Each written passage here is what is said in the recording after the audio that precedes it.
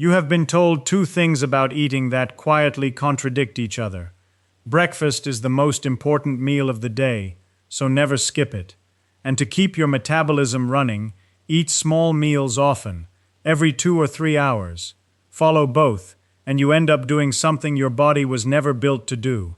You eat almost continuously, from the moment you wake to an hour before you sleep, with no real gap anywhere in between.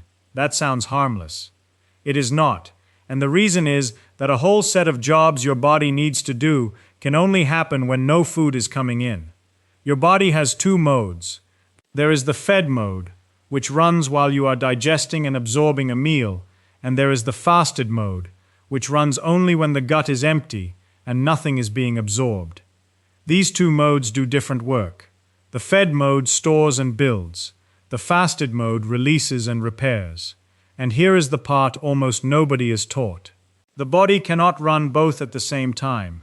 It does one or the other, and which one it does is decided entirely by whether there is food being absorbed right now.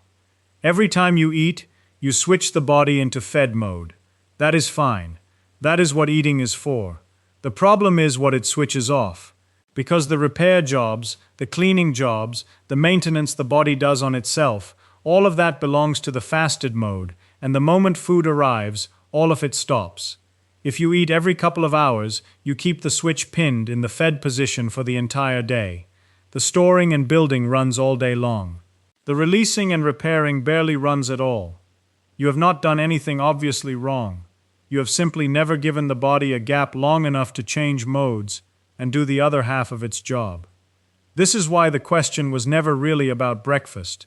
It was never about how many meals, or what time, or whether the first meal matters most. The question is whether there is ever a stretch of the day when your body is allowed to stop absorbing food and switch into the mode where it maintains itself. For most people eating a modern schedule, the honest answer is that the only stretch long enough is overnight, while they sleep, and even that gets cut short at both ends. It is worth seeing how new the constant eating pattern actually is. For almost all of human history, food was not something you could reach for at any moment. It had to be hunted, gathered, grown, stored, and cooked, and there were long stretches of the day, and sometimes longer, when there was simply nothing to eat. The body that you are living in was shaped across all those years, and it was shaped to expect regular gaps without food and to do a large part of its housekeeping in them. Snacks in a wrapper, a fridge that is always full, food available on every corner at every hour. All of that is barely a century old in most of the world and only a few decades old in much of it. The machinery is ancient. The endless supply of food it is now running against is brand new, and the mode it was built to spend real time in is the one it now almost never reaches. Everything from here is about what actually happens in that fasted mode, what switches it on, what it does that eating cannot. Why the gut, the cells, and the liver all run maintenance programs that only clock in when the food stops. And, because this topic gets pushed too far by people who should know better, who fasting is genuinely not for, and where the sensible line is. My grandmother never grazed. This was not a diet, and she would have laughed if you called it one. There were meals, and there were the gaps between them, and the gaps were simply part of how the day was shaped. She ate a proper breakfast, a proper lunch, an early supper, and in between she did not wander back to the kitchen for something every hour. She had no idea that the empty stretches were doing anything. She could not have told you that the body switches modes when the food stops. She just lived in a rhythm that had gaps built into it, the way almost everyone did before food became something you could hold in your hand at any moment of any hour. Start with the switch itself. If you're enjoying this story so far, don't forget to hit the like button and subscribe. Drop a comment telling me where in the world you're watching from. I love hearing from you. The thing that flips your body between fed and fasted is a hormone you have heard of and probably think of only in connection with diabetes: insulin. Insulin is released by the pancreas whenever you eat, and it rises most sharply after carbohydrate and protein. Its job, in the simplest terms, is to manage the flood of nutrients that a meal delivers. It tells your cells to pull sugar out of the blood. It tells the liver and muscles to store energy, and it tells fat tissue to hold on to what it has and take up more. Insulin is the signal for one message, and that message is store and build. Fuel has arrived, put it away, grow. While insulin is high, the body does exactly that, and it does very little of anything else. Storing and repairing pull in opposite directions. You do not tear down and recycle a component while you are busy building and stocking, so as long as insulin is up, the maintenance programs stay switched off, because the body has been told, in effect, that this is a time of plenty, not a time for housekeeping. Then, in the hours after a meal, as the nutrients are absorbed and dealt with, insulin falls. And as it falls, the message changes.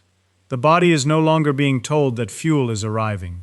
It reads the falling insulin as a signal that the meal is over and nothing is coming for a while, and it flips into the other mode. Release and repair. Bring out stored energy to live on, and while you are at it, do the maintenance that could not run while the food was being processed. Underneath insulin sit two sensors that make this switch happen inside the cells, and they work as a seesaw. One is a nutrient sensor, switched on when food and insulin are plentiful, that drives growth and building. When it is active, it actively suppresses the cellular cleanup programs, because growth and cleanup do not run together. The other is an energy sensor, switched on when fuel is running low, that does the opposite. When energy gets scarce, this second sensor comes on and switches the cleanup and repair programs back on. Fed, the growth sensor dominates, and repair is held down. Fasted, the energy sensor takes over, and repair is released. This flip between the two states even has a name in the research: intermittent metabolic switching. In a 2019 review in the New England Journal of Medicine, DeCabo and Matson laid out the case that a great deal of the benefit people get from fasting comes not from any single meal being skipped, but from the body repeatedly switching between these two modes, spending real time in each, rather than being stuck in the fed mode all day. The switching is the thing. A body that flips cleanly between build and repair is doing something a body pinned in build mode never gets to do. So the whole picture rests on one simple fact. The repair mode only runs when insulin is low, and insulin is only low when you have gone a meaningful stretch without food. Keep eating, and insulin never drops far enough for long enough, and the switch never fully throws. Which raises the obvious question: what exactly is this repair mode doing that matters so much? Start with the one that won a Nobel Prize. Every cell in your body accumulates junk. Worn-out parts, damaged proteins that have folded wrong, tired components that no longer work properly, even whole malfunctioning structures inside the cell. Left to pile up, this debris clogs the cell and degrades how it works, and a cell full of accumulated damage is a large part of what aging looks like at the smallest scale. Your cells have a way of dealing with it. They can take their own damaged parts, break them down, and recycle the raw materials into new components. The cell eats its own garbage and rebuilds from it. The Belgian scientist Christian de Duve gave this process its name in the 1960s, autophagy, from the Greek for self-eating. For decades it was a biological curiosity. Then, in 2016, Yoshinori Ohsumi was awarded the Nobel Prize in Medicine for working out the machinery that runs it, and autophagy went from a footnote to one of the central processes in how cells stay healthy and how bodies age. Here is why it belongs in a video about fasting.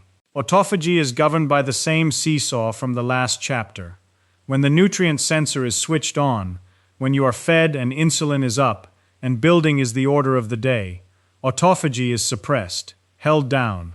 The cell has been told this is a time of plenty, and you do not tear down and recycle your own parts in the middle of a feast. When the energy sensor takes over, when you have gone without food long enough that fuel is getting scarce, autophagy is switched on.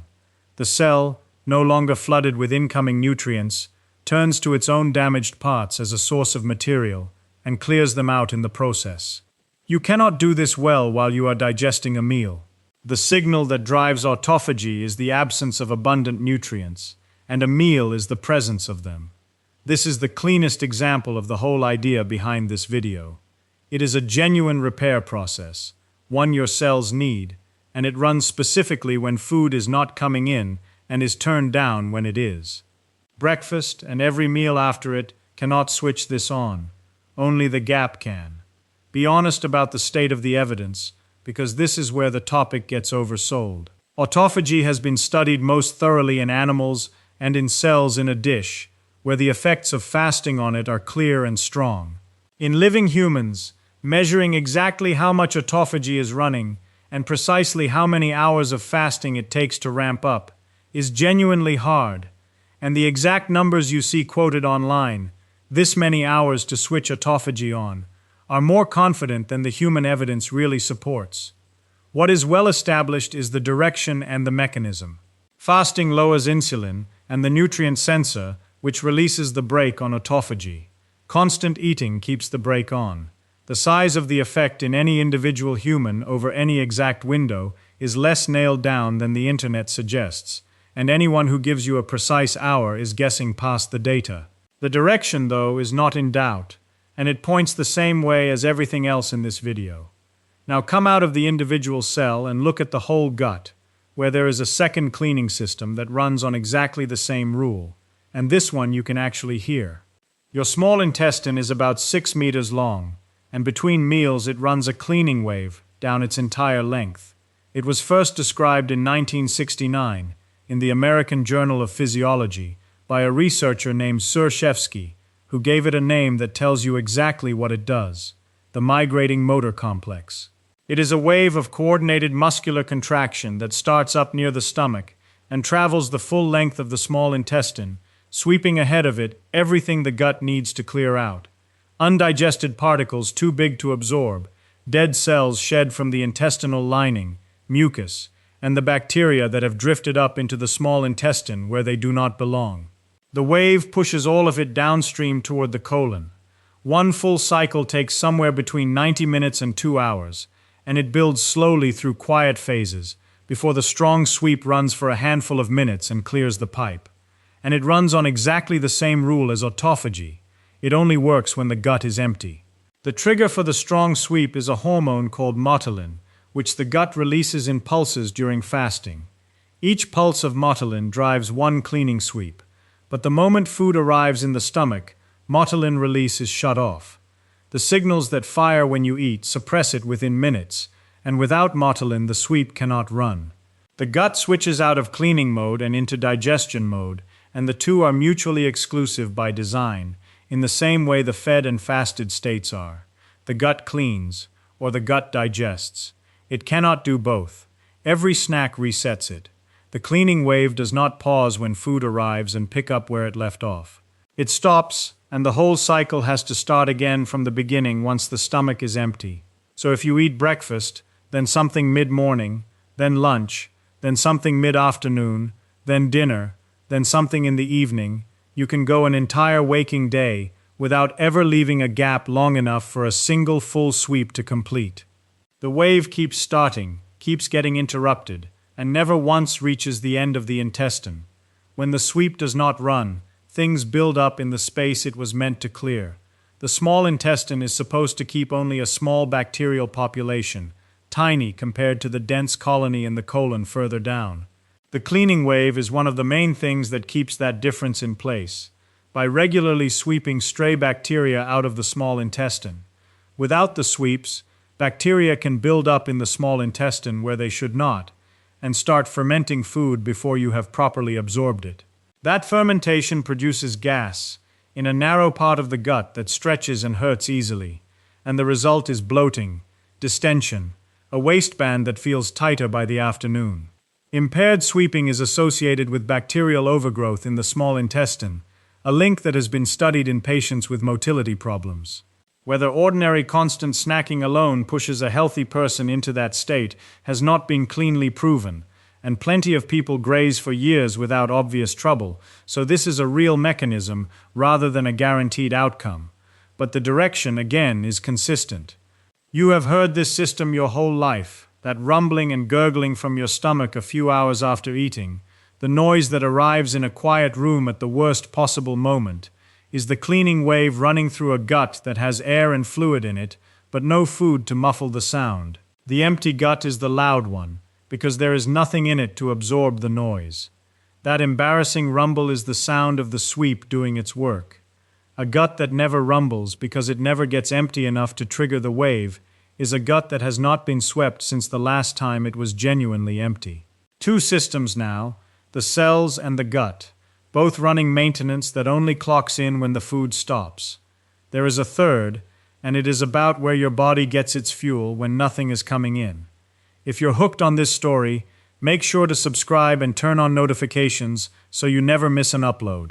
Your support means everything and helps me bring you more emotional stories like this one. While you are fed, your body runs mostly on the sugar from your last meal, and insulin makes sure of it. As long as insulin is high, fat is locked in storage. One of insulin's direct jobs is to block the release of fat from fat tissue, because it makes no sense to burn your reserves while fuel is pouring in. So in the fed state, you store fat and burn sugar, and your own fat reserves stay sealed off, untouched, no matter how much of it you are carrying. Then insulin falls, and the lock comes off. Once you have gone a meaningful stretch without eating, and the easily available sugar starts to run down, insulin drops, and fat is finally allowed out of storage to be used as fuel. The body shifts from running on the last meal to running on itself, and as fat becomes the main fuel, the liver starts converting some of it into a special kind of fuel molecule called a ketone, which can travel in the blood and be burned by tissues that need it, including the brain. This shift, from running on sugar to running on fat and ketones, is often called the metabolic switch, and it tends to come on somewhere after about 12 hours without food, and more so past 16, though the exact timing varies a lot from person to person and depends on what you did and ate beforehand. The ketones are the interesting part, because they are not only fuel. The main ketone your liver makes acts as a signal inside your cells, and one of the things it signals is protection. It can switch on genes that build the cell's own defenses against stress and damage. So the fasted state does not just change which fuel you are burning. It produces a molecule that actively tells your cells to reinforce themselves, and that molecule only appears in meaningful amounts when you have gone long enough without food for the switch to throw. Eat before you reach it, and you never make it. Insulin goes back up, the fat goes back into the lock, and the body goes back to running on the meal. There is a broader skill hiding in all of this, and it has a name: metabolic flexibility. It is the body's ability to switch cleanly between burning sugar and burning fat depending on what is available. A flexible body flips between the two without trouble. It burns the meal when there is a meal, and switches smoothly to fat and ketones when there is not. A body that never gets the chance to make that switch, because food is always arriving, can lose the knack. It becomes good at burning sugar and clumsy at burning fat, stuck on one fuel. And that stuckness is tied up with the same insulin problems that lead toward type 2 diabetes. Part of what periods of fasting do is simply give the body regular practice at making the switch, so it stays good at it. There is a related effect worth naming, because it is one of the better supported benefits. When insulin is high all day, every day, the cells that are meant to respond to it can start to respond less, the way a signal shouted constantly stops being heard. That is insulin resistance, the state that sits underneath a lot of modern metabolic trouble, giving the body real daily periods with low insulin, where the signal goes quiet and the cells are not being shouted at, tends to make them more responsive again when food does arrive. Studies of time-restricted eating, where people simply keep all their meals inside a shorter daily window and leave a longer overnight gap, have shown improvements in blood sugar control and insulin sensitivity in a fair number of people, and this is one of the areas where the human evidence is genuinely more solid than the deeper longevity claims. The gap does not just let fat out and make ketones. It also lets the volume on the insulin signal drop, and a signal that gets to go quiet is a signal that stays sharp. So that is three separate systems: the recycling inside your cells, the cleaning wave in your gut, and the fat and ketone fuel switch, all of them running only in the fasted state. All of them shut down the moment you eat. Which brings the whole thing to the question in the title: why can breakfast, specifically, not do any of this? Line the three systems up, and the answer is the same for all of them, and it is almost annoyingly simple. Every one of these processes runs on the absence of food. Autophagy needs low insulin and a low nutrient signal. The gut's cleaning wave needs an empty stomach and the modal impulses that only fire during fasting. The fat and ketone switch needs insulin to have fallen far enough that fat can leave storage. All three are, at heart, responses to the body noticing that no food is coming in. And breakfast, by definition, is food coming in. So is every snack and every meal and anything with calories in it. The instant it arrives, insulin rises, the nutrient signal comes back, motilin shuts off, the fat lock closes, and all three maintenance programs stand down. This is why it was never really about breakfast being good or bad, and it is not about skipping meals to eat less. It is about the gap.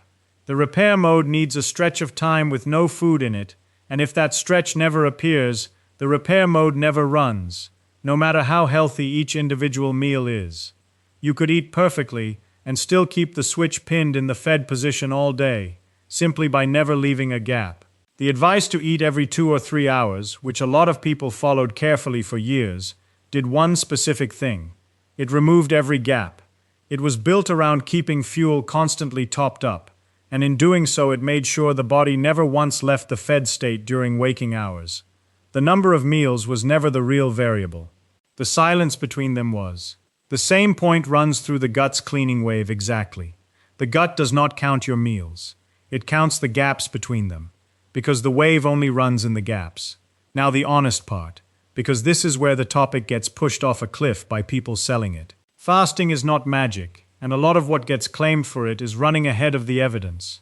When fasting helps people lose weight, the main reason is usually straightforward. A shorter eating window tends to mean fewer calories overall and lower insulin across the day, and those two things do most of the visible work. The deeper claims that fasting dramatically slows aging or reliably prevents disease rest largely on animal studies and on mechanisms like autophagy that are strong in the lab but much harder to pin down in living humans over a normal lifetime. The mechanisms in this video are real, and the direction is well supported. The size of the payoff in an ordinary human doing an ordinary overnight fast is far less certain than the confident voices online will tell you.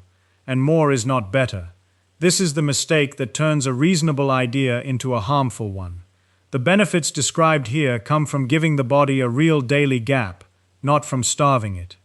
Pushing fasting longer and longer, skipping more and more, treating hunger as an achievement, is where the whole thing stops being healthy and starts being a problem, and it is genuinely dangerous for some people, which is the last thing this video needs to be clear about. The practical version of all of this is smaller than the internet makes it sound. You do not need an extreme fast to give the body a real gap. You need an overnight stretch with nothing coming in, and you need not to graze all day. For most people that means something like finishing dinner earlier, not eating again through the evening, and letting the natural overnight fast run before breakfast the next day. Stop the late-night snacking. Leave the hours between dinner and morning genuinely empty, and do not top yourself up every couple of hours during the day. A gap of somewhere around 12 to 14 hours overnight, most of which you spend asleep, is enough to let the body switch modes and run the maintenance this video has described. That is not deprivation. That is closer to how humans ate for almost all of history, fed during the day and fasted through the night, before food became available every hour of every day. You do not need to chase bigger numbers. The jump from grazing all day to having a real overnight gap is where most of the benefit is. Pushing far beyond that, into long or repeated multi-day fasts, is a different thing entirely. It carries real risks, and it is not something to do casually or without medical supervision. Longer is not automatically better, and treating it as a competition is exactly the wrong instinct. Now the part that matters most, and the reason this video has kept the tone careful the whole way through, fasting is genuinely not safe for everyone, and for some people it is dangerous. If you take insulin or certain diabetes medications, going without food can drop your blood sugar to dangerous levels, and this is not something to attempt without a doctor adjusting your treatment. If you are pregnant or breastfeeding, your body needs a steady supply of nutrients, and this is not the time. If you are underweight, fasting takes you the wrong direction. If you are a child or a teenager, a growing body needs regular food and should not be doing this. And if you have any history of an eating disorder, or any tendency toward it, deliberately restricting when you eat can pull you straight back into harmful patterns, and the honest advice is to leave this whole approach alone and speak to someone you trust or a professional. None of the biology in this video changes any of that. For these situations, the gap is not a health tool, and the right move is a conversation with a doctor, not a longer fast. For everyone else, the takeaway is quieter than the hype. Eating and repairing are two different modes. Your body cannot do both at once, and the only way it ever reaches the repair mode is a real stretch of time with no food in it. Breakfast cannot switch that on, and neither can any other meal, because the switch runs on the absence of food, not its presence. Give the body a genuine daily gap, and it does the rest on its own. The cleaning wave in the gut, the recycling in the cells, the fat and ketone switch, all the housekeeping that has been waiting for the food to stop. My grandmother never fasted in any deliberate way, and she never snacked either. She ate her meals, she left the kitchen alone in between, and she went from an early supper straight through to breakfast without wandering back for anything, every night of her life, because that was simply the shape of a day. She had no idea her body was switching modes in the gaps. She could not have named a single one of these systems. The rhythm she lived in, meals with real space between them and a long, quiet stretch overnight, happened to be exactly the rhythm the body was built to run its maintenance in. Modern life did not make us unhealthy by giving us bad meals. It did it, in part, by taking away the gaps. Leave a gap tonight. Let the body do the rest. Thank you so much for watching until the end. If you loved this story, check out the other videos on your screen now. I think you'll really enjoy them. And don't forget to subscribe if you haven't already. See you in the next story.